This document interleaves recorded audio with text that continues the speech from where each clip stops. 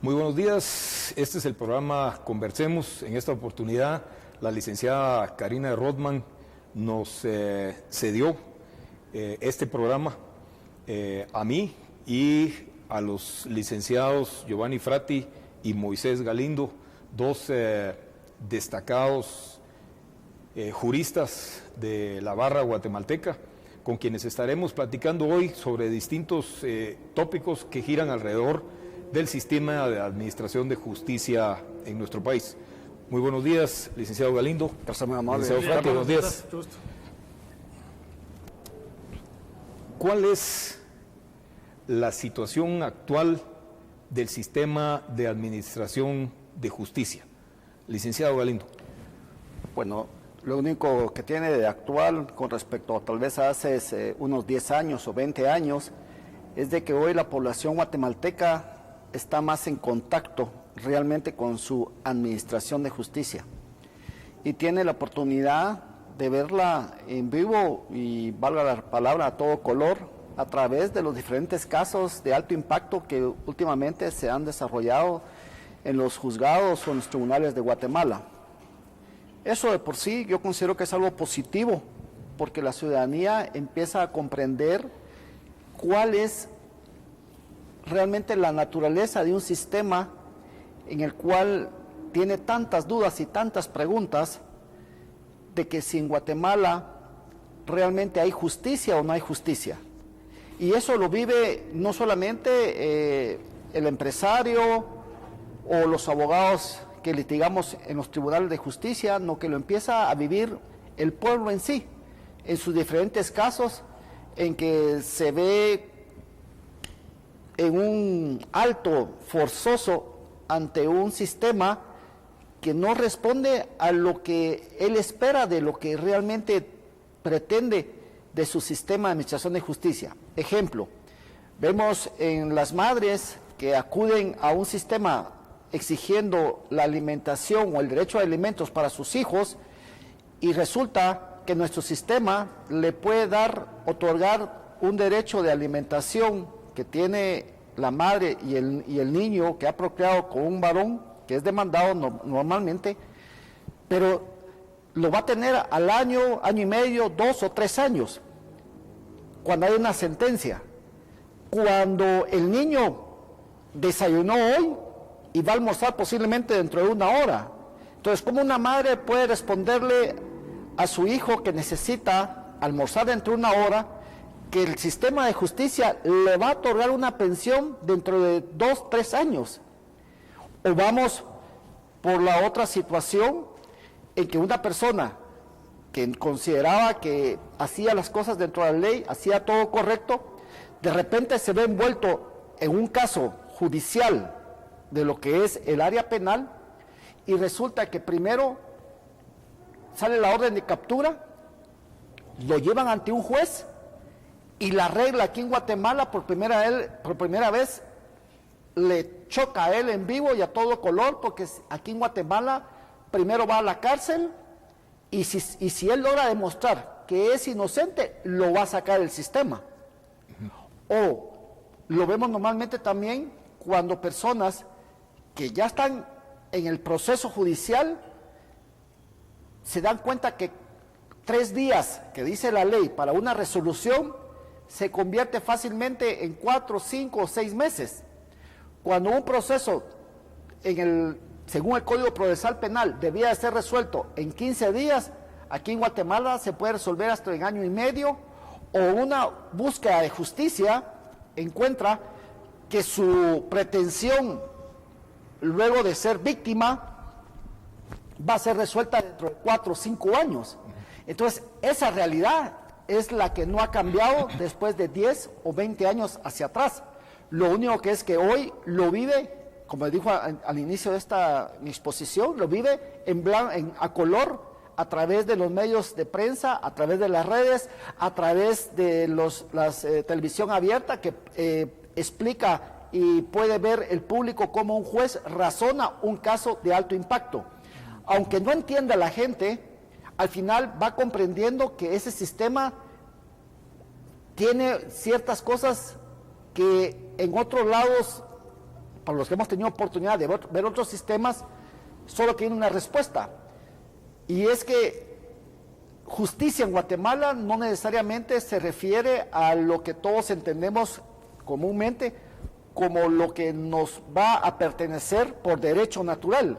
En Guatemala es legal, todo es legalidad. Y no todo lo legal va a ser justo, tristemente, en nuestro país, aunque todo lo justo sí va a ser legal, pero en este caso en nuestro país, simplemente, aunque un juez logre entender de que un documento, por decirte, un documento no refleja realmente, bajo la lógica humana, que pudo haber sido la pretensión o la voluntad de una persona, pero fue firmada por esa persona, entonces es un documento legal por certeza jurídica, aunque todos los hechos demuestren que ahí hay una ilegalidad. Entonces la gente sale frustrada y dice, no me hicieron justicia. No me hicieron justicia porque la persona, nuevamente con estas palabras, me robó mi propiedad, me robó mi terreno y el sistema no me lo pudo devolver. O no hay justicia porque el padre de mis hijos simplemente 3 años y no ha pagado ni una pensión alimenticia y mis hijos necesitan comer y no ven esa responsabilidad del sistema de que él responda según la sentencia. O ¿cómo es posible que yo venga a la cárcel después de estar 3 años y al final me diga, mire, disculpe, nos equivocamos y que le vaya bien para su casa y aquí no pasó nada? O sea, en pocas palabras, el sistema de justicia de hace 20, 10 años al de hoy, tristemente sigue siendo el mismo, no responde al clamor de la población de buscar un sistema que le dé justicia. Lo que el sistema da es legalidad y para eso estamos los abogados y a veces lamentablemente algunos muy hábilmente usamos la ley y no necesariamente para que haya justicia, no que simplemente por esa legalidad logremos la pretensión de nuestro cliente, pero sin embargo dañando en sí lo que la población entiende y búsqueda de un sistema que diga, se me hizo justicia. Esa es la realidad hoy por hoy, normalmente en casi todos los casos en Guatemala. Ahora, yo creo que es importantísimo lo que usted acaba de decir. La gente lo puede ver en los medios de comunicación, especialmente en las redes sociales, puede ver qué es lo que está pasando en el sistema de aplicación de justicia en nuestro país. Sin embargo, muchos lo ven como algo ajeno. Yo creo que es algo así como que uno sabe que existe el cáncer, pero no está consciente de que a uno esa enfermedad lo puede llegar a quejar, esa terrible enfermedad. Uno la ve desde lejos, conoce a personas que la han padecido, pero nunca la ha padecido de manera personal. Incluso tal vez, es muy probable que haya tenido la suerte de que nadie de su círculo familiar cercano haya sufrido de esa terrible enfermedad. Pero tenemos que estar conscientes de que el día de mañana es muy probable que la suframos. Tenemos que estar conscientes de que el día de mañana es probable que seamos nosotros quienes estemos sentados en el banquillo de los acusados y que estemos sujetos a ese círculo perverso que se da en el sistema de administración de justicia y nos convirtamos no solo en los posibles victimarios que fuimos, sino además víctimas del sistema de administración de justicia. Licenciado Frati, sí. Usted que lo ve desde adentro, desde la Corte Suprema de Justicia, sí, ¿cuál cree que es la solución? ¿Cuál debería ser la solución o las soluciones en el corto y mediano plazo? Sí, muchas gracias, Ricardo. La Corte Suprema de Justicia tiene muchos retos como tercer poder del Estado, digamos, como organismo judicial, ¿verdad? Que en nuestro sistema republicano, pues hemos diseñado, hemos tratado de diseñar ya por muchos años, inclusive de siglos, un sistema de pesos y contrapesos que limite el ejercicio del poder y no lo concentre. Digamos, en los regímenes europeos totalitarios, el rey concentraba el poder ejecutivo, el poder judicial, el poder legislativo, y las tiranías monárquicas pues se volvieron aberrantes contra todo derecho y contra toda, digamos, noción de justicia, como la que hablaba el licenciado Galindo. Pero el reto que tiene el organismo judicial de cara a la realidad de la justicia en Guatemala es muy fuerte, porque cada año se le presentan alrededor de 750,000 a casi 1,000,000 de casos nuevos. Y la actual, digamos, burocracia del organismo judicial y los casi 1,000 jueces que lo comprenden, y más o menos unos 10,000 trabajadores, solo tiene la capacidad de resolver alrededor de 69,000 o 65,000 casos al año. Entonces, más o menos entre un 9 y un 10% de los cientos de miles de casos nuevos, demandas, querellas, etcétera, que se le presentan al organismo judicial pueden ser resueltos. Y también, lamentablemente, y eso hay que achacárselo directamente a los constituyentes le otorgan más dinero, por ejemplo, a la CDAG, a la Confederación Deportiva Autónoma de Guatemala, que a la Corte Suprema de Justicia. Entonces, ahí estamos muy mal, porque el sistema de justicia, que no solo es el organismo judicial, sino comprende el Ministerio Público, la Dirección General de Presidios, la Defensa Pública Penal, todo el tema de la prueba científica, con las instituciones encargadas, digamos, como el INASIF, de hacer la prueba científica, el Ministerio Público, encargado de presentar la acusación, etcétera. Es un sistema que es muy complejo y al cual no le otorgamos el suficiente recurso. Por ejemplo, solo en el tema de presidios tenemos alrededor de 19,000 reos y más o menos entre 3,000 y 4,000 guardias penitenciarios en un sistema que está totalmente colapsado, donde prácticamente los reos o algunas mafias son las que controlan los presidios y no es el Estado. Entonces, ¿a qué destinamos el dinero en el gobierno de Guatemala? Destinamos el dinero, por ejemplo, a un fondo de desarrollo indígena que no sirve absolutamente para nada, a un Canal 5 que antes era del Ejército y tenía una programación pues bastante cultural y educativa, y ahora la tiene la Academia de las Lenguas Mayas, que no ha producido un minuto de televisión en estos 10 o 15 años que ha tenido ese canal. Dedicamos el dinero a temas de ambientalistas, a temas ecologistas, a todos los temas que la extrema izquierda, representada por algunas embajadas nórdicas y lamentablemente algunas veces también por la embajada de los Estados Unidos, quieren que llevemos a cabo. Por ejemplo, en el organismo judicial se miran muchos temas de femicidio, temas de derecho indígena, que no existe porque en Guatemala el derecho es uno y nada más. El derecho en Guatemala no puede ser racista porque estaría en abierta contraposición contra la Constitución. Y entonces la problemática, como muy bien la reseñaba el licenciado Galindo, es muy compleja.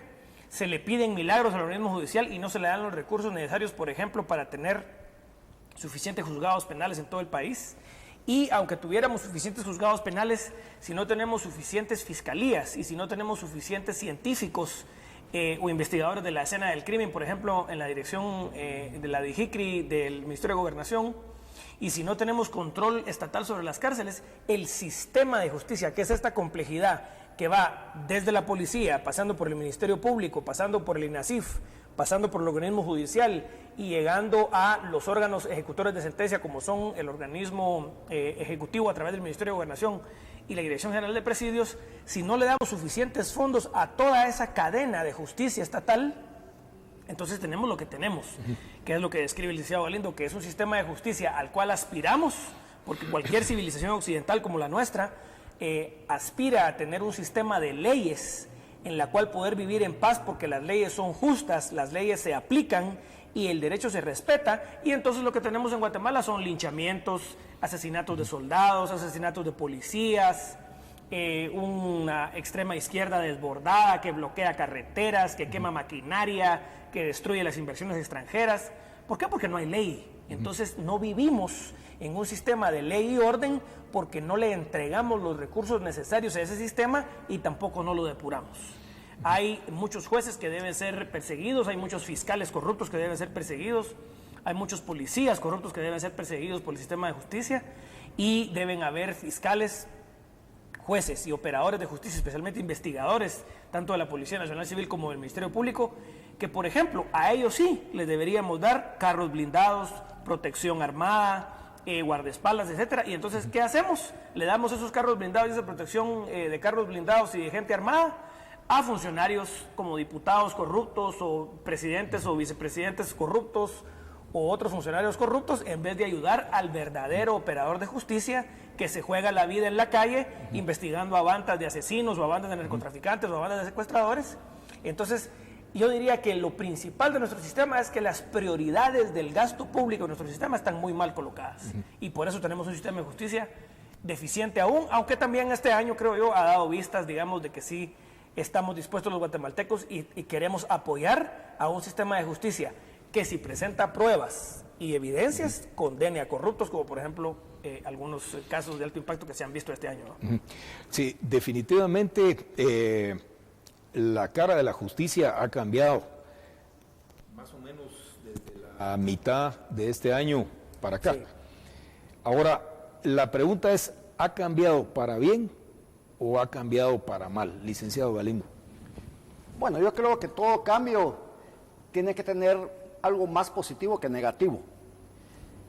Sin embargo, creo yo que no importa si los cambios se hacen coyunturalmente, que es lo que ha estado sucediendo, si no llegamos realmente al fondo del problema, que son los cambios que deben ser a largo plazo y de fondo, no de forma. Me voy a explicar. Como bien decías antes de hacer la pregunta a Giovanni Frati, todos los guatemaltecos vivimos muchas veces ajenos, hablo los que somos dentro de como operadores del sistema de administración de justicia, vivimos muy a veces o vivíamos muy alejados de lo que es nuestro sistema de justicia. Pero yo como abogado litigante por tantos años siempre he tenido una pregunta redundante en todos los clientes que he tenido, y es que cuando ellos se enfrentan a esa realidad, que es enfrentarse a un juez, a una denuncia de un fiscal o estar dentro de un proceso, siempre preguntan, ¿y este es nuestro sistema de justicia? Sí, este es nuestro sistema de justicia. Lo que sucedía o sucedió en su caso fue que usted creyó que nunca jamás iba a venir a visitar, que no le iba a tocar, porque usted pensaba que era una persona honrada, no asesinaba, no extorsionaba, no secuestraba. Sin embargo, o no iba a ser sindicada falsamente. O nunca iba a ser sindicado, pero sin embargo, como hay un dicho coloquial, todo el mundo vive a un paso del hospital, del cementerio y de la cárcel. Ese es un dicho muy coloquial entre los guatemaltecos.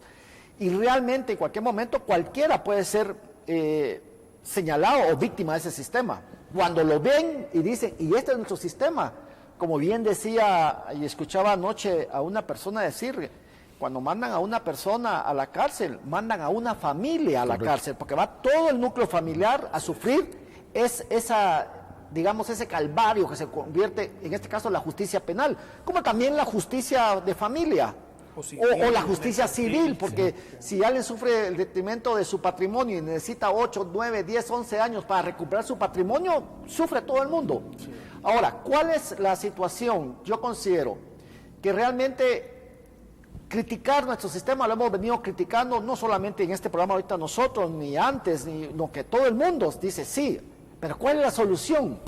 La solución es entender cuál es el problema de fondo.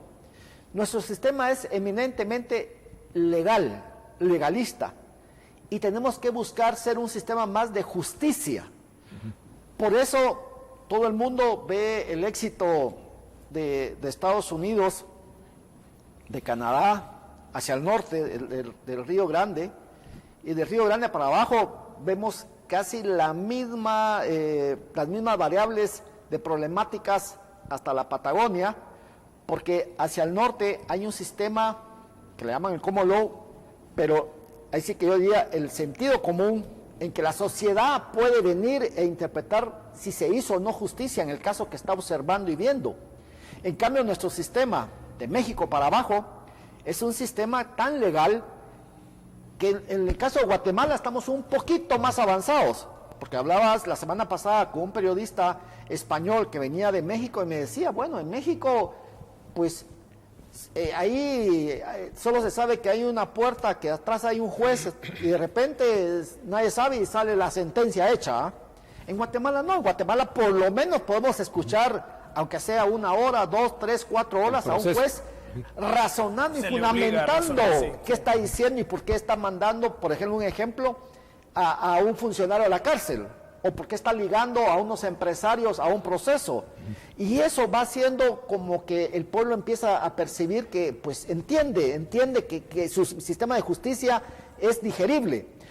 Entonces el problema en Guatemala es que nuestro sistema debe ir más allá, debe dar justicia. Y para dar justicia se necesita entender que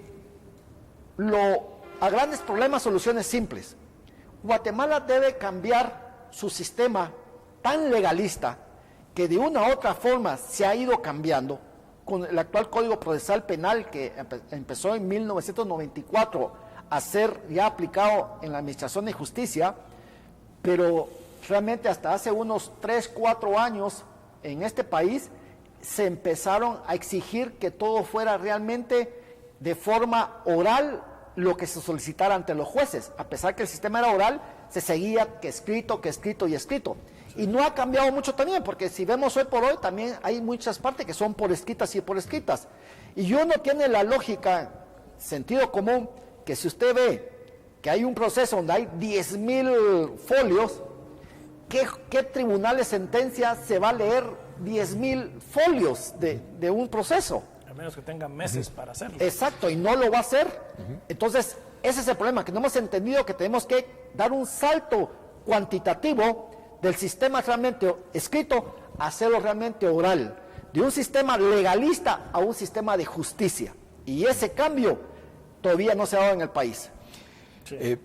Eso me lleva a recordar la gran cantidad, para mencionar un ejemplo, de escuchas telefónicas que dice la CICIG tener con respecto a los casos de alto impacto que están manejando. 88,000 me parece que son decenas de miles de llamadas telefónicas. Sí. Mi pregunta es, ¿a qué hora las escucharán todas? Si las están presentando como evidencia.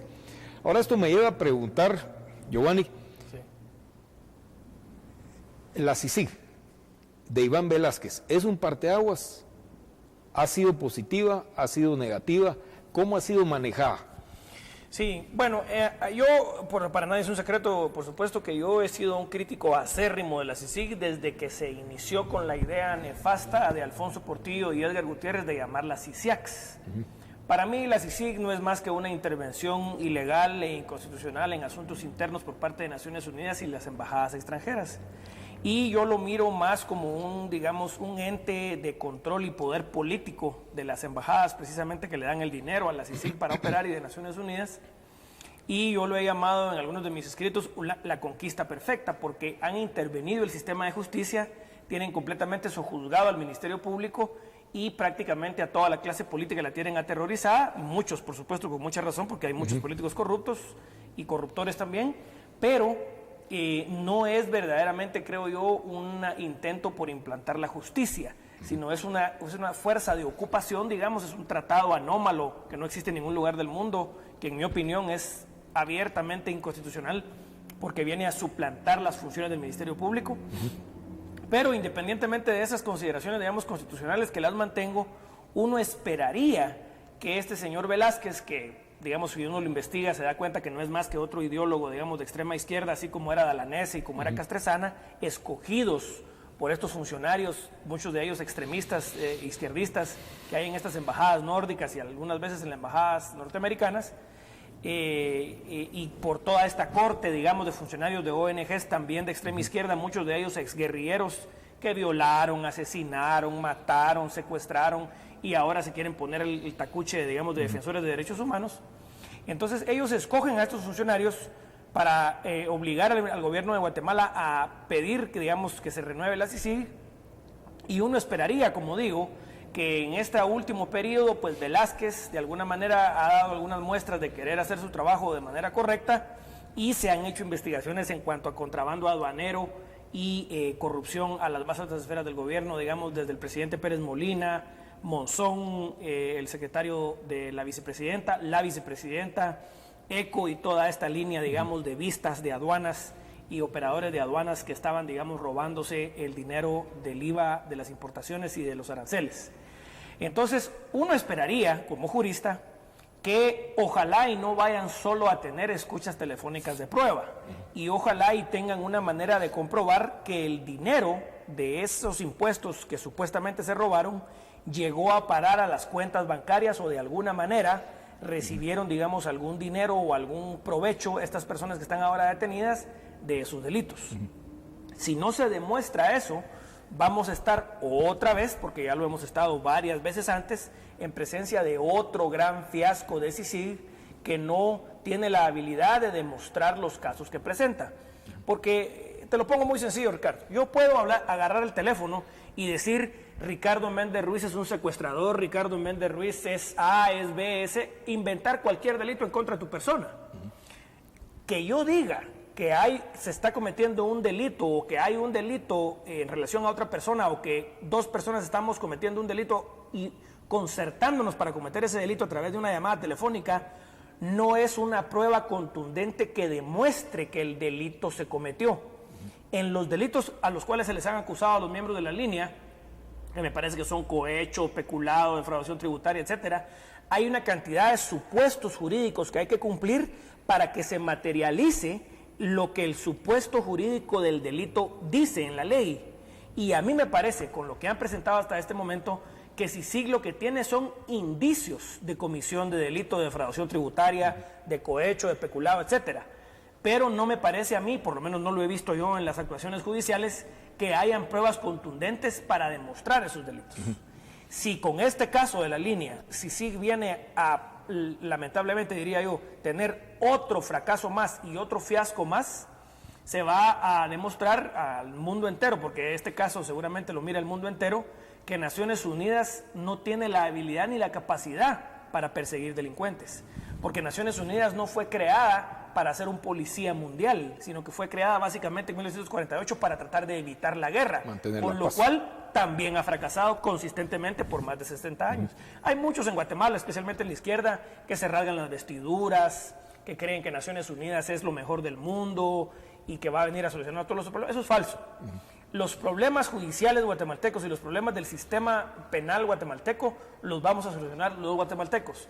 ¿Que necesitamos asistencia, tecnología o entrenamiento de otros países? Posiblemente sí, pero no es lo mismo asistir a un país, entrenar operadores de justicia o transferirle tecnología a un país que ocupar el sistema de justicia guatemalteco y entonces querer suplantar las instituciones guatemaltecas. Y en mi opinión lo que se debe hacer es que el Ministerio Público, la DIJICRI, el INASIF, se deben volver entidades altamente profesionales y tecnologizadas y con suficientes fondos, junto con el Ministerio Público, para poder perseguir los delitos que dicen que están investigando. Así es que, en mi opinión, CICIG ha tenido, digamos, algunos logros mediáticos, diría yo, ¿verdad? Una gran resonancia mediática, etcétera. Creo que los guatemaltecos nos hemos entusiasmado mucho por la renuncia de un presidente y una ex vicepresidente, pero ojalá y CICIG no vuelva a caer en otro fiasco, como por ejemplo el que cayó con los Valdés Pais o con el caso Rosenberg, porque eso sería, digamos, creo yo, el último clavo del cajón de muerto de esa idea, en mi parecer, fracasada de lo que es una intervención internacional como CICIG en Guatemala. Sí, ahora el licenciado Frati en su intervención mencionó un aspecto sumamente importante, sumamente relevante con respecto a la administración de justicia en nuestro país, y es la injerencia de algunas embajadas que pertenecen a una ideología, a una clara ideología de extrema izquierda. En este caso creo yo que es pertinente platicar con respecto del señor Todd Robinson, embajador de los Estados Unidos actualmente en nuestro país. Yo he sido un crítico acre, diría yo, con respecto del desempeño del embajador Todd Robinson y de su antecesor, Arnold Chacón. Eso sé yo que me ha ganado la animadversión de la embajada de los Estados Unidos en nuestro país. Un amigo me decía el otro día, mira, pero es que, ¿qué pasa? ¿Por qué no querés a los Estados Unidos? Y la respuesta mía hacia esa persona fue categórica y muy clara. Es que no es el asunto que yo no quiera al pueblo estadounidense. Yo no estoy de acuerdo con lo que está haciendo el Departamento de Estado. Esa es una cosa totalmente distinta a la interpretación que la Embajada de los Estados Unidos le quiere dar a mi actitud con respecto a la actuación del embajador Todd Robinson y de su antecesor Arnold Chacón. Me indignó mucho leer una columna publicada el día de ayer en el diario El Periódico de la autoría del embajador Todd Robinson. En esa columna, el embajador de los Estados Unidos manifiesta irresponsablemente su opinión con respecto de lo que pasó hace algunos meses en un hecho que todavía no se ha aclarado con respecto de la contaminación del río La Pasión en el Petén, y escribe unas líneas que son terriblemente abusivas, diría yo, contra los guatemaltecos y contra el sistema de administración de justicia. Dice: denunciar la polución del río La Pasión le costó la vida a un concejal recién electo. Quiere decir que en Guatemala está de más el Ministerio Público, está de más los jueces, es decir, no sirven para nada si tenemos al embajador Todd Robinson, que ya efectuó una investigación y que además ya sentenció, sin llamarla por su nombre, a la empresa cultivadora de palma Repsa, del asesinato de un activista ambientalista, que no se sabe realmente quién lo mató. O sea, el Ministerio Público todavía no ha sindicado a nadie. No hay nadie sentado en el banquillo de los acusados ante un juez, mucho menos se ha dictado sentencia absolutamente en contra de nadie. Sin embargo, el embajador Todd Robinson ya juzgó y ya sentenció de manera absolutamente abusiva. Yo creo, y no creo, estoy seguro, que eso merece una protesta enérgica por parte de nuestra Cancillería ante la Embajada de los Estados Unidos o ante el Departamento de Estado. No sé cuál es el procedimiento adecuado en este sentido. Y repito, no es mi inconformidad con respecto del pueblo de los Estados Unidos, un pueblo al que admiro, un pueblo trabajador, un pueblo que fue capaz de erigir el país más poderoso del planeta. Un pueblo que creo yo que es digno de imitarse, una democracia que indudablemente es una de las más sólidas del planeta. Sin embargo, no estoy de acuerdo con esa intromisión del Departamento de Estado. Son dos cosas muy distintas.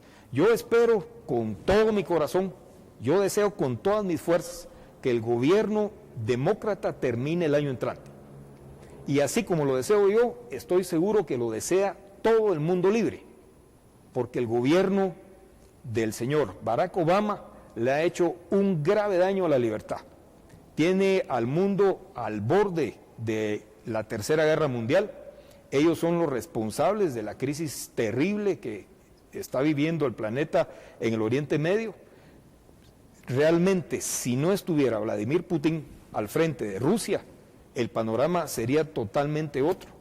Es muy probable que a Israel hubiera desaparecido de la faz de la tierra, y es irónico, pero resulta como principal defensor de Israel y de su pueblo ahora el presidente Vladimir Putin de Rusia.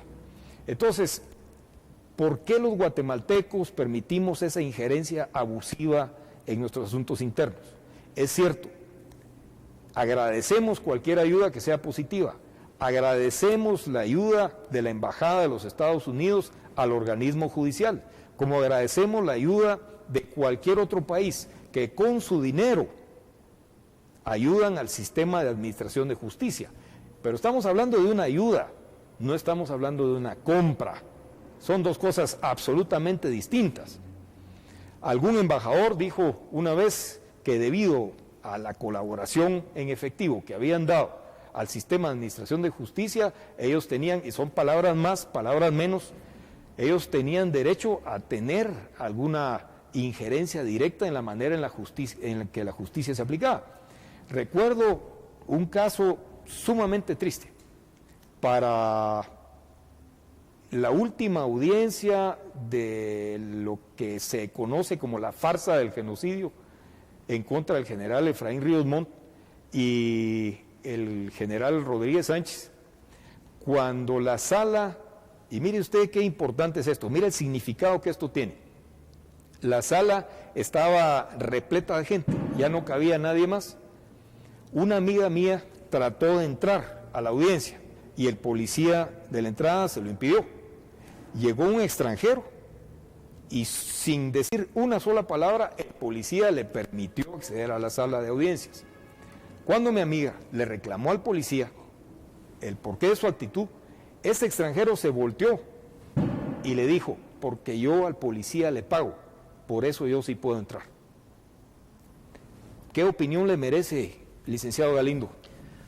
Bueno, el general Douglas MacArthur decía que el problema de los americanos, hablando del pueblo americano, más que todo creo que de sus políticos, era dos palabras. Él decía demasiado tarde para entender o poder comprender quiénes son nuestros amigos y demasiado tarde para poder comprender quiénes son nuestros enemigos. Yo considero que lo que está pasando en Guatemala es que vienen muchos extranjeros y embajadores, se encuentra el embajador Todd Robinson, creyendo que viene a ser siendo un salvador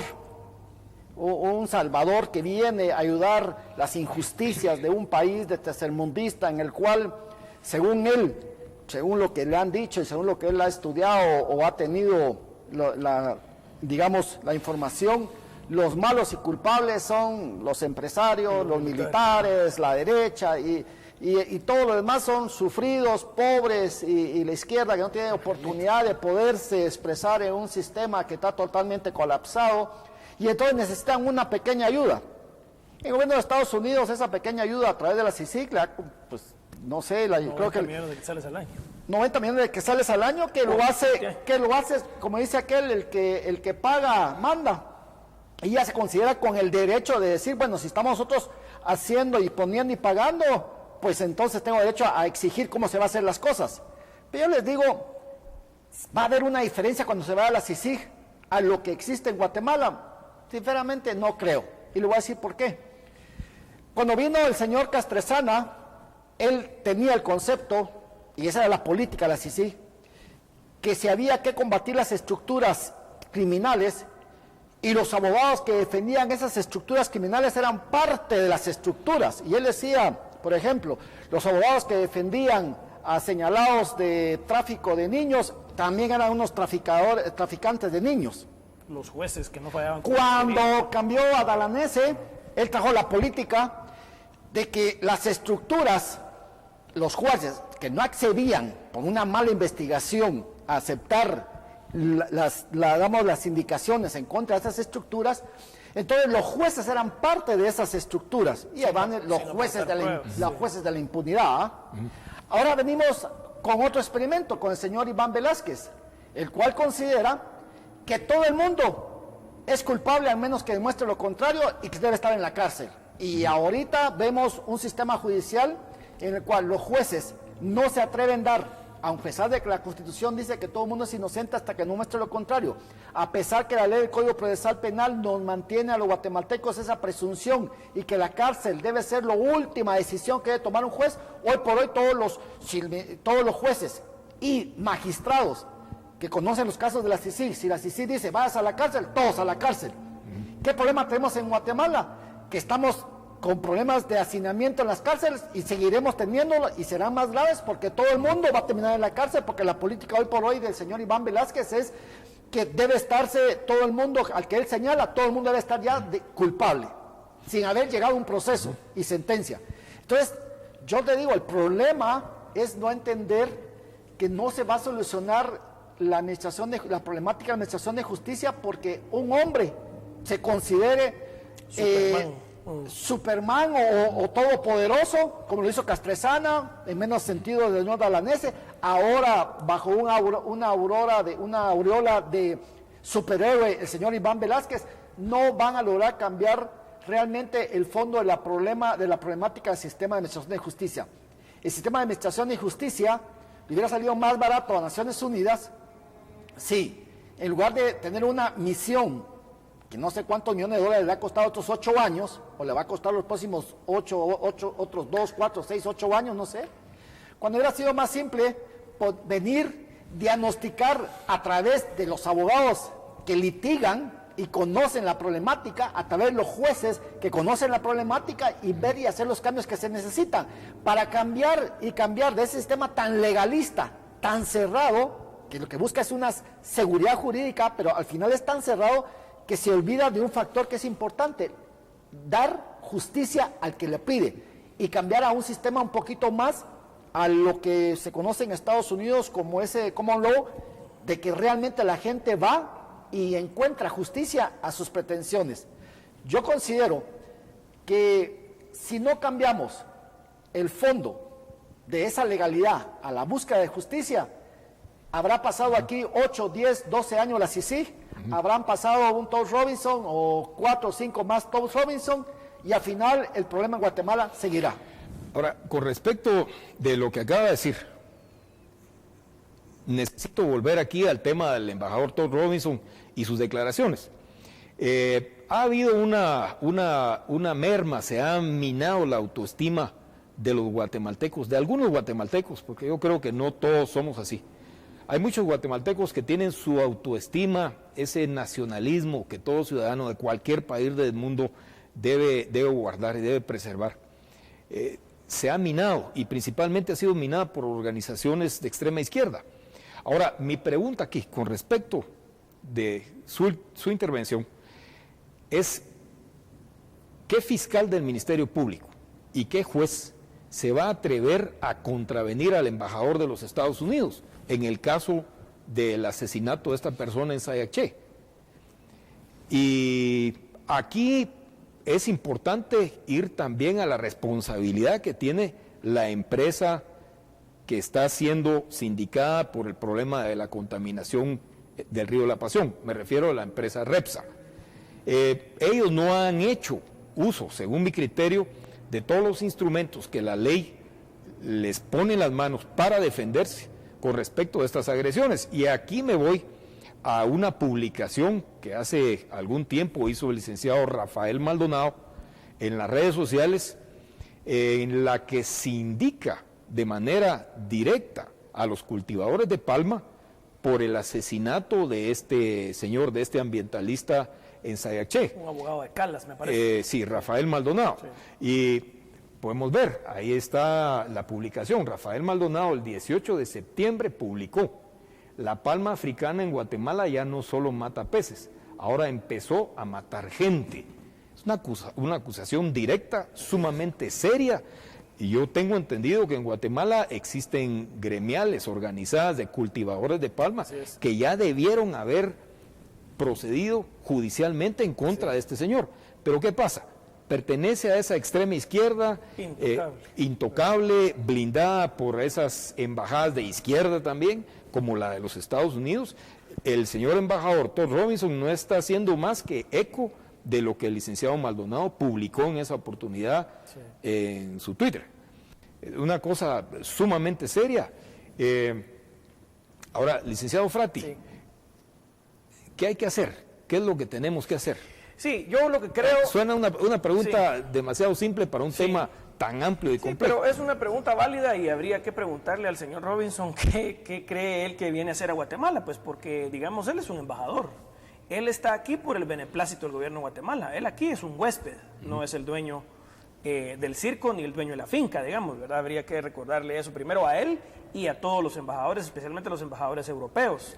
Esta embajadora, por ejemplo, Valérie Julián, que ha sido tan insolente de decir, por ejemplo, un acto de conmemoración de las víctimas del holocausto nazi, que los nazis hicieron en Alemania y en Europa del Este en contra del pueblo judío, que el ejército de Guatemala hizo un holocausto con el pueblo indígena igual que el holocausto nazi, y utilizó un acto de conmemoración de la embajada de Israel para cometer ese insulto en contra de Guatemala, contra el cual he escrito yo en varias oportunidades. Entonces, estos embajadores que creen que Guatemala es su finca, es el patio trasero, es, digamos, como decía Moisés, un país tercermundista al cual se le puede venir a dictar lo que se les dé la gana, etcétera, deberían recordar primero que aquí ellos son invitados y son huéspedes del gobierno de Guatemala.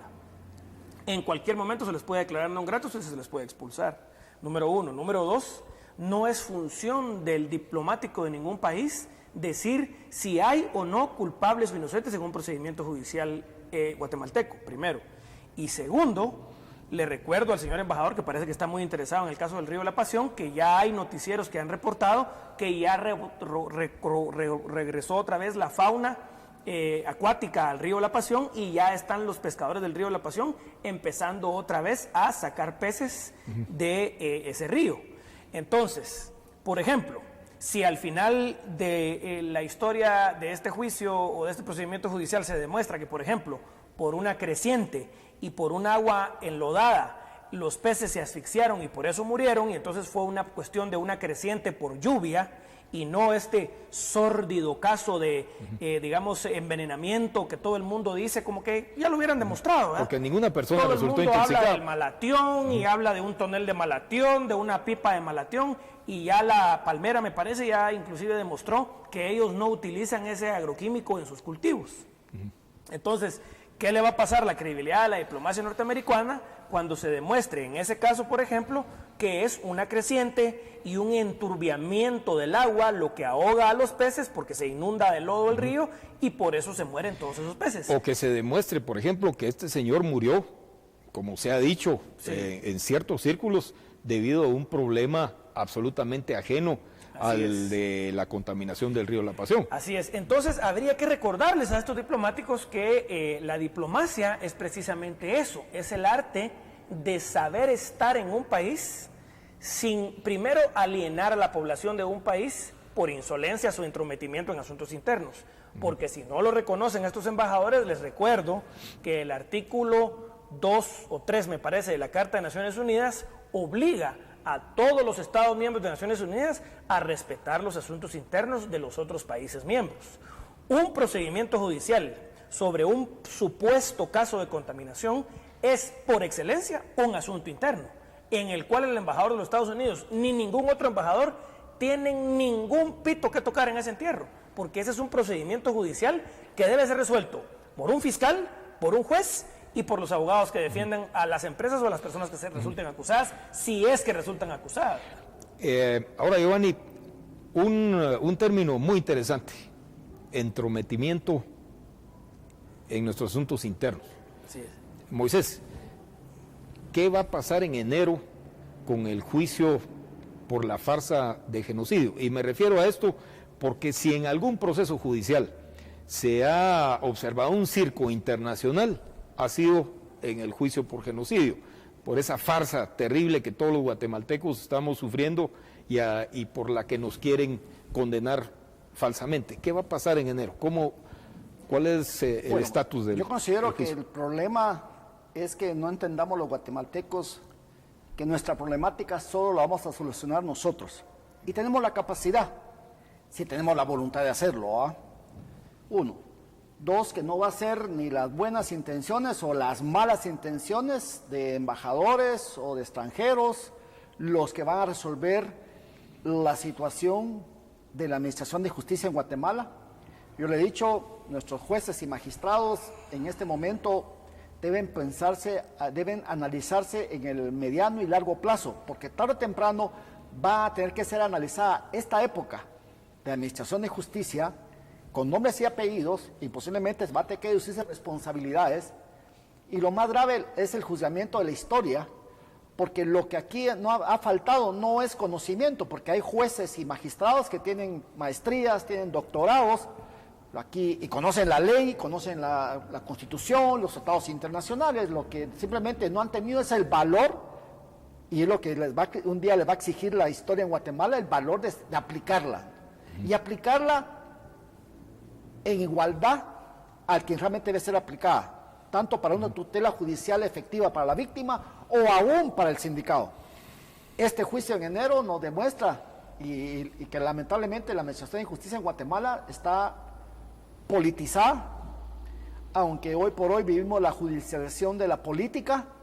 Tristemente el sistema defrauda porque se dan cuenta el pueblo que logra tener los medios masivos, como pueden ser las redes, o en vivo y a todo color, como decimos al inicio de esta plática, a través de la proyección de las televisiones que van a los juzgados o a las salas de vistas. La gente puede darse cuenta de que está al final de una parodia judicial. Una parodia judicial en las cuales tenemos jueces y magistrados que parecieran que estuvieran en una etapa de proselitismo político. Sí. Pareciera que el sistema perdió la capacidad, y eso sí es una certeza, perdió la capacidad de decirle a una jueza, Yamín Barrios: señora, lo que usted hizo no solamente es ilegal, no, que es inmoral. Un juez nunca puede manifestar lo que usted hizo públicamente. Y nosotros como sistema de justicia tenemos que apartarla, porque no nos podemos dar el lujo de tener una jueza como usted, que efectivamente saca sus sentimientos sobre la ley, que es la única que debe estar sujeta. Entonces, sin embargo, a ella no le pasó nada, a pesar de que se le pusieron querellas, se le pusieron quejas al sistema y todo. ¿Y qué hace los Estados Unidos? Se la lleva a la Casa Blanca a que la mujer de Barack Obama, la primera dama norteamericana, le dé una medalla a la jueza Jasmine Barrios en la Casa Blanca. Ahora, aquí pasa un asunto muy importante, muy interesante, y creo que ustedes estarán de acuerdo conmigo. Hay ciertos personajes de la historia reciente de nuestro país, principalmente del sistema de administración de justicia, como Claudia Paz y Paz, como la mejor fiscal de la galaxia, la mejor fiscal del universo, sí, Jasmine Barrios, por ejemplo, y saliéndonos de ahí, Rigoberta Menchú. 3 personas que, yo no me equivoco al afirmarlo, son despreciadas en nuestro país y sin embargo son apreciadas afuera.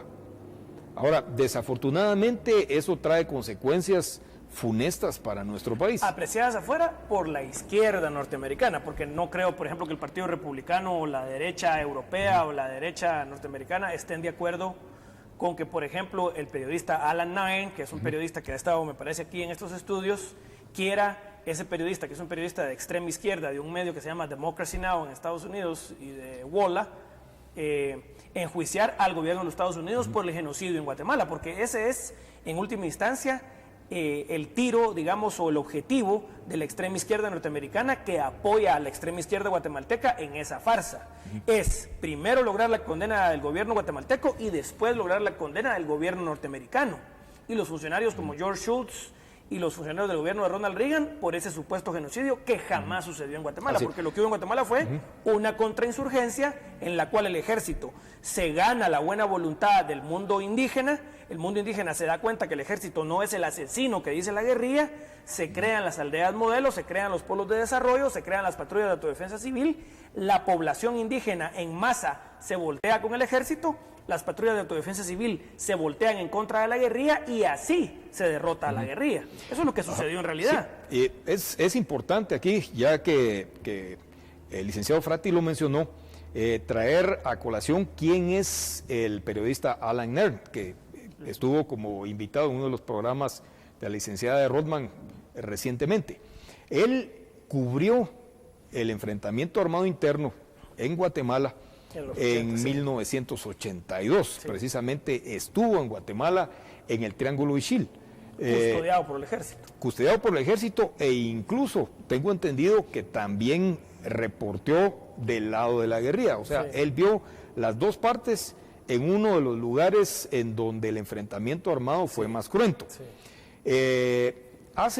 Y no dijo nada de genocidio en ese momento. A eso es a lo que yo voy. Hace cosa de un mes, yo sostuve una discusión con él por medio de Twitter, una discusión que fue pública, y le hice esa pregunta.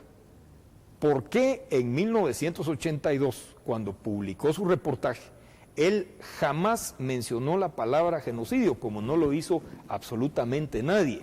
Recordemos que eso es una invención reciente, próxima a la firma de los acuerdos de paz.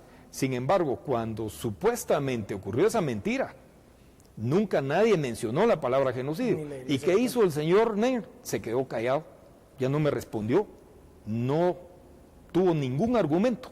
Y es precisamente ahí en donde comienza la verdad, en donde termina la mentira de estas personas. Ahora, yo creo, sin temor a equivocarme, que del año 2011, cuando comenzó el proceso por supuesto genocidio en nuestro país, hasta el día de hoy, las cosas han cambiado mucho, y principalmente han cambiado debido a las redes sociales. Como bien dijo Moisés, la gente ya participa, la gente ve, la gente se da cuenta, la gente opina, la gente externa su opinión. Ya la gente no es fácilmente engañable. Y aquí viene lo más importante. Estamos hablando de esa gente que llenó la plaza en las concentraciones que realmente importaron, desde abril hasta la última, durante la época en la que Otto Pérez Molina renunció. Ahora, es gente que no se deja engañar, es gente que analiza, es gente analítica, que ya revisa la historia y no es fácil de engañar. Entonces, por eso creo yo que la farsa del genocidio la tiene sumamente difícil a partir del mes de enero, lo mismo que los demás procesos relacionados con el enfrentamiento armado interno. Encontramos personajes notorios de la extrema izquierda, como por ejemplo Mario Polanco, que promueve algunos procesos en contra de militares relacionados con temas del enfrentamiento armado interno, uno de ellos en contra de mi señor padre precisamente.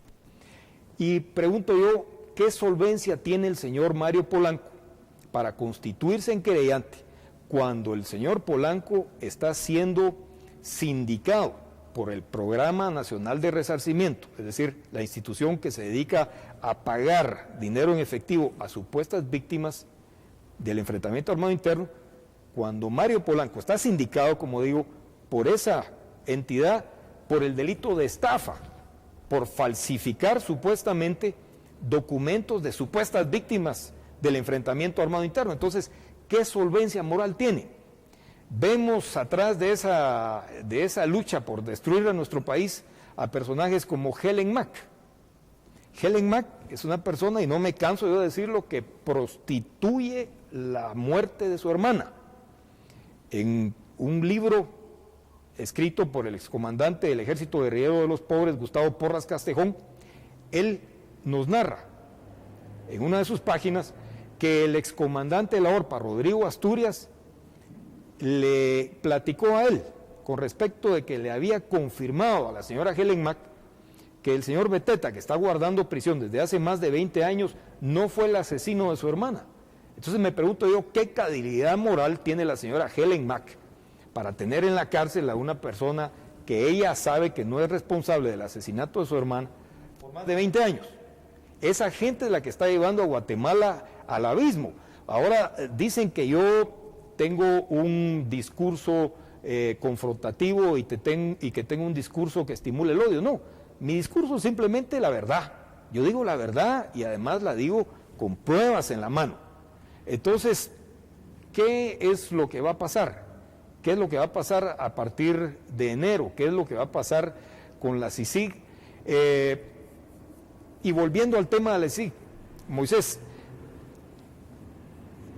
el bufete que se formó recientemente con ex fiscales de la CICIG, ¿cuál es su estatus? ¿Qué va a pasar?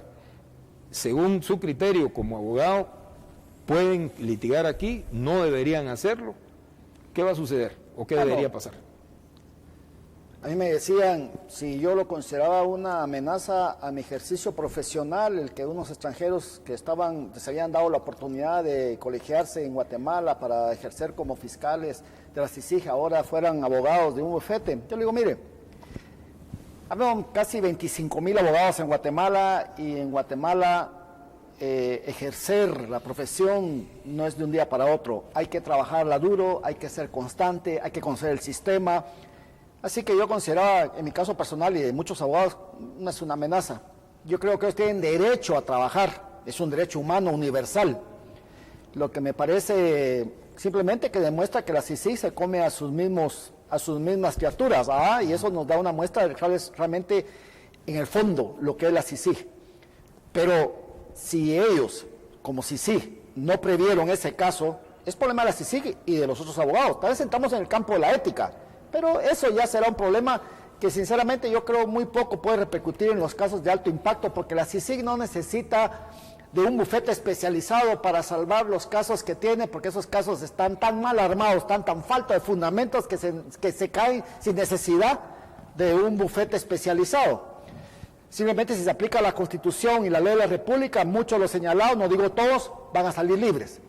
Ahora, el problema yo considero también es de los guatemaltecos. El guatemalteco, la cultura del guatemalteco es a veces muy malinchista, otras veces es mucho de no me meto, no es mi problema, me quedo callado.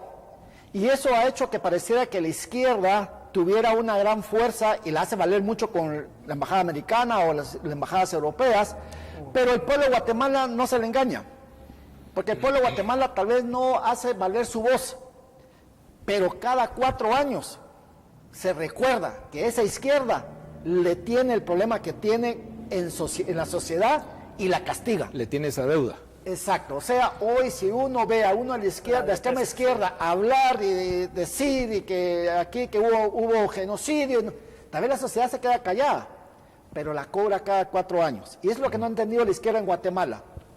A ellos a corto plazo les sale muy beneficioso porque casi todos los de la extrema izquierda reciben millones de dólares o de euros. A ellos en lo personal les sale beneficioso estar en estos casos, señalar la injusticia, señalar que el sistema no funciona, pero el resto del pueblo de Guatemala, que no se siente representado, cada 4 años les recuerda que esas palabras de hace 4 años se las cobra y les da el revés que les ha venido dando los últimos 30 años en las urnas. El pueblo de Guatemala a partir de abril entendió que la solución está en despertar nosotros y buscar la solución nosotros. No ser nosotros el trampolín para que vamos como un Iván Velázquez se viene a ser ahora un personaje a nivel mundial a costa de nuestro sistema deficiente.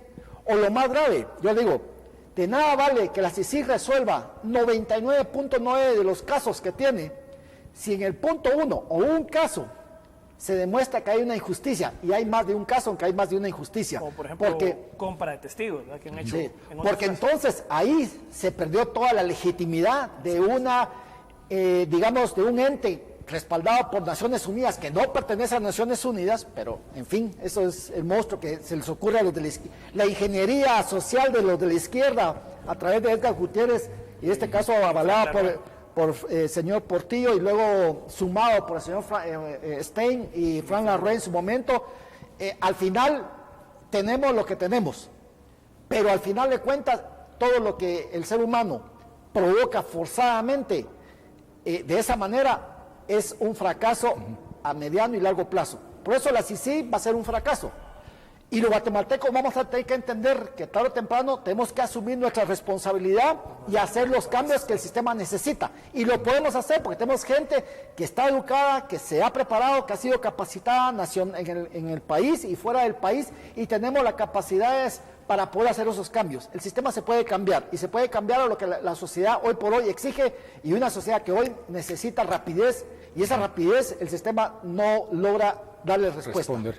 Ahora, vivimos en un sistema democrático, con sus luces y con sus sombras. La izquierda maneja un concepto sumamente distinto de la ética al que maneja la derecha. Nosotros nos consideramos de derecha, estoy seguro que puedo hablar por ustedes en ese sentido. Jamás hemos tratado de callar a ningún político o a ningún periodista de izquierda. Sí. Sin embargo, la extrema izquierda sí lo ha hecho. La extrema izquierda ha acudido incluso al Procurador de los Derechos Humanos para callarnos. A algunos de nosotros que hemos escrito o que escribimos columnas de opinión, como es el caso de Giovanni Frati y mi caso, hemos, no voy a decir sufrido, porque la verdad es que eso no nos hace sufrir, pues, pero sí hemos sido se nos censura, atacados, ¿no? Hemos sido agredidos. En mi caso, no por el medio o por el presidente del medio en el que yo publico mis columnas, que es el diario El Periódico. Es importante que yo reconozca que el ingeniero José Rubén Zamora jamás me ha pedido mover, y eso no me canso de repetirlo, ni un punto, ni una coma de una sola de mis columnas, sí. Nunca, jamás. Sin embargo, los ataques vienen de afuera, son ataques externos de esa extrema izquierda. Bueno, se han ido a quejar hasta la Corte Interamericana de Derechos Humanos. Ha llegado incluso a ir a Washington a quejarse en mi contra, por lo que yo escribo y por lo que yo digo. Sin darte audiencia previa para defender. Exactamente, sin citarme a mí en ningún momento, eso es cierto. Ahora, bueno, nosotros actuamos de una manera diferente. Nosotros jamás vamos a pretender callarlos, nunca lo vamos a hacer. Es decir, hemos actuado, yo lo he hecho de manera judicial, es decir, con la ley en las manos, cuando alguien ha dicho alguna manifiesta mentira en contra de mi persona. Ninguna absolutamente ninguno de los procesos abiertos en mi contra o de la queja en la Procuraduría de Derechos Humanos ha sido porque yo he mentido. Ha sido por lo que yo digo, pero no me han tachado de mentiroso. Ahora, esto nos lleva, Giovanni, al tema del movimiento Semilla. Es decir, vivimos en una democracia. Ellos tienen todo el derecho del mundo a pronunciarse, a organizarse, tienen la aspiración de llegar a un partido político. Pero ¿quiénes son, Giovanni? ¿Quiénes son y a dónde van? ¿Qué van a hacer? Sí, el movimiento Semilla es, digamos, como decía mi abuela, ¿verdad? La mala hierba nunca muere, es esta especie de necesidad de la izquierda de figurar y reconstituirse de alguna manera, porque como muy bien decía Moisés, la izquierda fracasa una y otra, se van a chocar al muro, digamos, de ese guatemalteco conservador, religioso, que admira al ejército, que quiere vivir en paz, que no es de izquierda, digamos, ¿verdad? Y que no le interesan todas estas ideas, digamos, de la comunidad gay, lesbiana, del aborto, de todas esas ideas radicales de la izquierda en Guatemala, que como vivimos en democracia, pues tenemos que tolerar que hayan otras ideas, ¿verdad? Y eso creo que es algo positivo. Pero el pueblo guatemalteco, que en mi opinión es un pueblo conservador, mayoritariamente de derecha o de centro derecha, y que admira al ejército y que sabe, digamos, que en la guerrilla causó miles de muertos y miles de crímenes, no los traga. Entonces vienen ellos y se reconstituyen o creen ellos reconstituirse en este otro adefesio que ahora se llama el Grupo Semilla. Se supondrán ellos que van a sembrar semillas de izquierdistas, entonces va a crecer esta gran selva de la ideología que ellos mantienen. Y primero se tiran con una locura que es, no, vamos a suspender las elecciones, dicen, ¿verdad? Y entonces vamos a romper la Constitución y vamos a prolongar al presidente en sus funciones para que haya un gobierno interino. Eso es un fracaso palmario en las elecciones. Estas elecciones son las elecciones más votadas en 30 años. La gente se volcó a votar, pero masivamente. Y la candidata de la izquierda, que era Sandra Torres, otra política corrupta, nefasta, que inició la farsa del genocidio, que colocó a Claudia Paz y Paz en el Ministerio Público, que colocó al exmagistrado, que en paz descanse, Barrientos Pellacén en la Corte Suprema, que movió todos sus pines, digamos, para mantener la farsa del genocidio y llevarla a una sentencia forzada, ilegal e inconstitucional, fracasa. Entonces viene Semilla, pide un gobierno de transición, fracasa. Pide que boicoteemos las elecciones y no salgamos a votar, y salimos a votar masivamente. Y ahora dicen ellos que como tienen tanto respaldo, van a fundar un subpartido político, que echen punta. Ahí tienen grandes candidatos como Arabella Iraca o Jonathan Mencos o Juan Alberto Fuentes Knight. Yo los invito a que se postulen públicamente y a ver cómo les va, ¿verdad? Y vamos a tener que soportar su nuevo fracaso dentro de 4 años. Otra vez no van a lograr rebasar ese 3% en las elecciones, y posiblemente a fundar otro partido, ¿no?, con otro nombre, sí. Y hablando de elecciones, Moisés, ¿qué opinión te merece lo que sucedió ayer en Venezuela e incluso en Francia? Bueno, yo creo que lo que sucedió en Venezuela, Francia y lo que sucedió en Argentina, primero nos demuestra, más que todo en Argentina y Venezuela, que son los casos más cercanos a nosotros, nos demuestra que la izquierda lógicamente vive de las ilusiones de la gente y la esperanza de las personas, porque es algo que todo el mundo desea, salir y ver, tener un mejor mundo donde vivir. Y para ello ellos usan que los derechos humanos es la bandera con la cual luchan por llegar al poder, pero cuando llegan al poder, lo que hace la izquierda, esta izquierda, es borrar a un lado los derechos humanos y ellos son el poder absoluto. Y aquí en Guatemala no van muy lejos. Ellos en su actuación se escudan en el respeto a la ley, en el respeto a los derechos humanos, pero cuando sucede que alguien toma el control, que no sea ellos, inmediatamente acuden corriendo a sus amos, que son las embajadas, que dan el dinero, y estos presionan a los gobiernos y se hace, en último caso, la voluntad de ellos. Lo que ahora sucede es simplemente que el pueblo ya se cansó, Venezuela se cansó, Argentina se cansó, lamentablemente tuvieron que aprender de la forma más dura que aprende un pueblo, con hambre, con desempleo, emigrando hacia otros países. Hasta Guatemala. Viendo tristemente de que el paraíso que les pintaban no existe, porque el único paraíso que existe es aquel que aquí uno trabaja y el que no trabaja no come. Claro, el sistema nos debe dar oportunidades y el problema en Guatemala es que el sistema no da oportunidades, pero eso no se va a cambiar con un genio que llegue a creerse el Superman o el ingeniero social ideal para decir quién come y quién no come. Eso se necesita, es evolución. Guatemala no necesita una revolución, necesita una evolución. Y lo que estamos viendo hoy es, lógicamente, el péndulo lógico de la historia. De la izquierda, la gente entiende que debe volver a los valores, y el momento de la derecha está más en los valores tradicionales de las personas, que es trabajar, que se dé la oportunidad de trabajar, de vivir en paz, de producir, y lo que produce, como pasa en Francia, lo que produce sea para ellos, no para mantener a un Estado que necesita y trabajan para el Estado, o un Estado que se come todo lo que trabajan y al final de cuentas no le da la seguridad que tiene que darle, como sucedió en Francia. Entonces, al final, lo políticamente correcto, que normalmente la izquierda está en lo políticamente correcto, y no es que la derecha no lo esté cuando llega a ser gobierno, pero un poco más marcada en la izquierda, es inviable, porque lo que deben tener los líderes es entender qué visión es de país o de nación le van a heredar a sus hijos y a sus nietos, y en base a esa visión tomar decisiones en el corto plazo que, aunque no sean políticamente correctas, son las decisiones correctas que tienen que hacerse.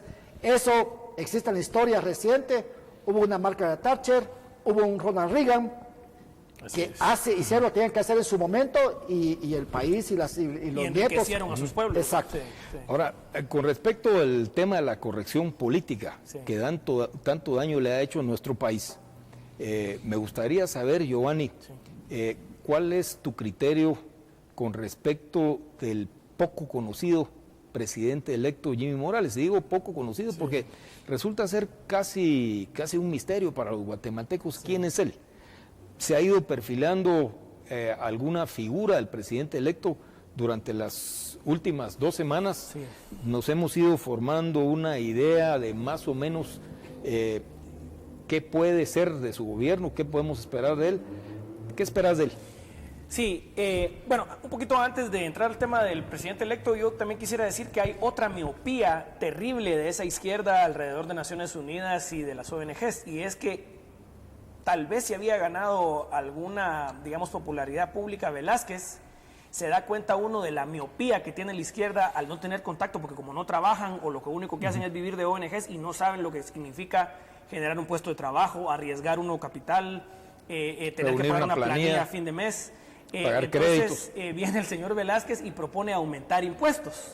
Y después viene la UNE a través de Barreda o otro miembro de la izquierda o la extrema izquierda guatemalteca de la UNE y propone un impuesto a los que ganen más de 50,000 quetzales al mes o 5 millones de quetzales en utilidades.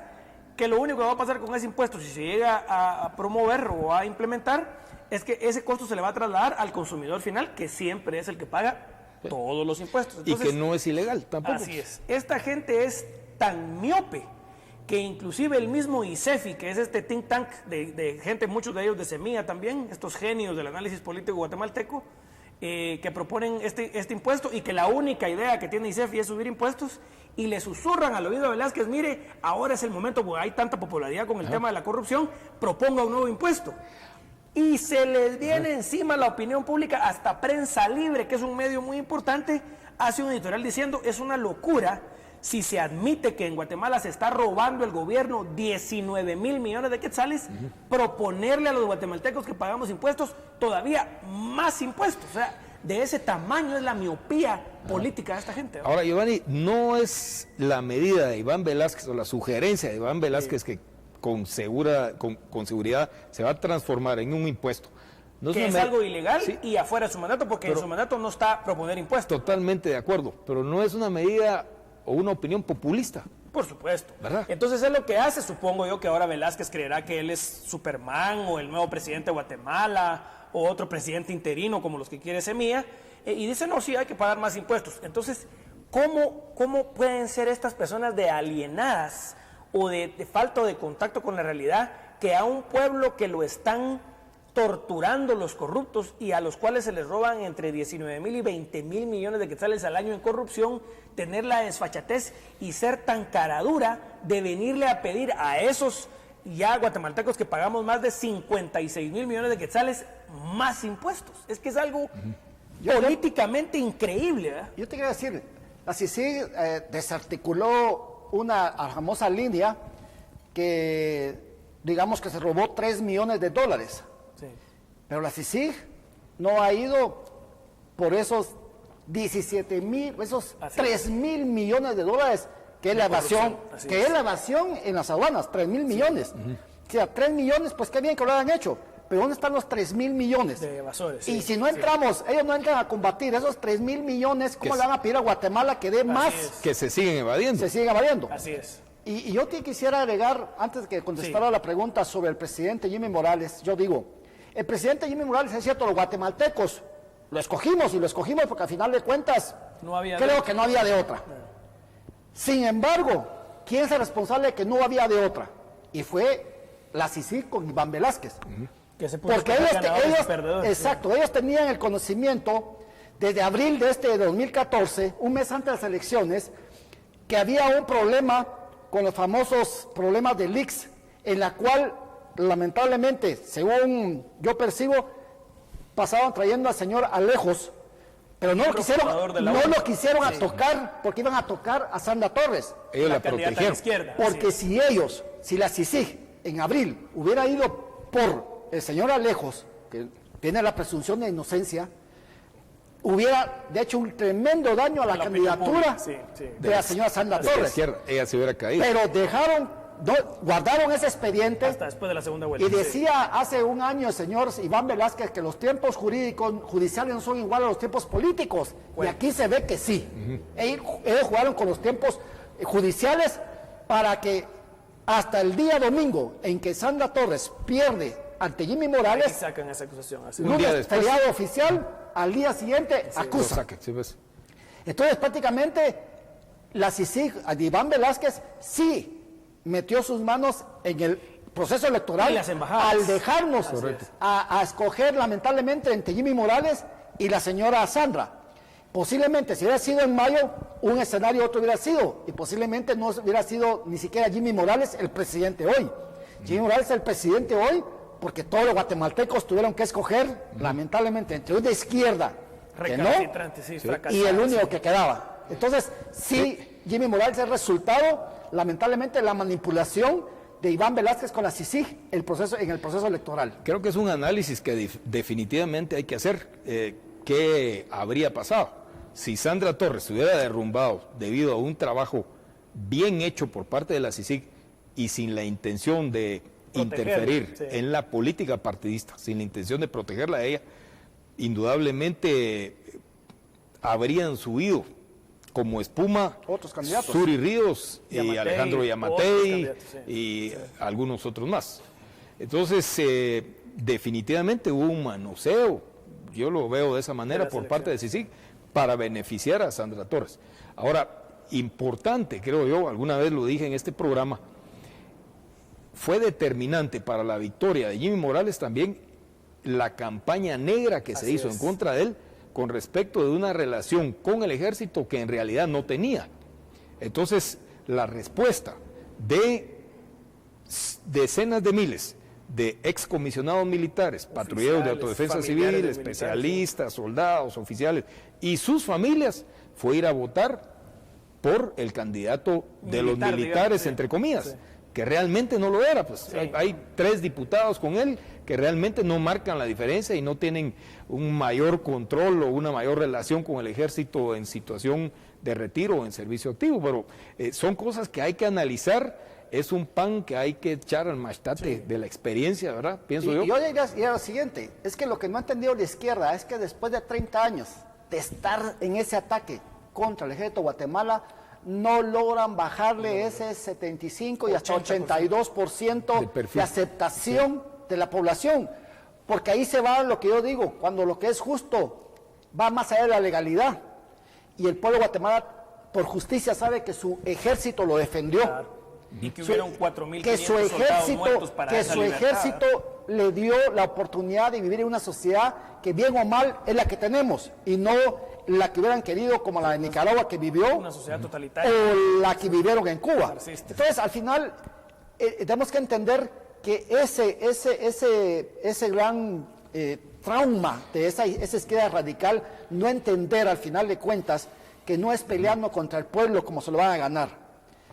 El pueblo de Guatemala entiende muy claramente lo que es justicia, y por eso vuelvo a mi tema.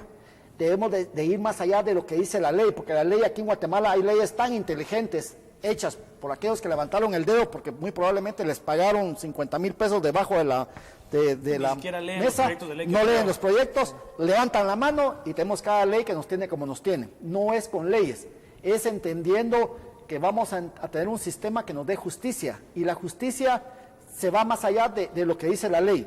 Y aquí lo que ha pasado con la situación de esta extrema izquierda es no entender que el pueblo de Guatemala, por mucho que traten de desacreditar al ejército, por mucho que lo ataquen, al final el pueblo entiende que el ejército es su ejército y no es lo que ellos pretenden hacerle creer.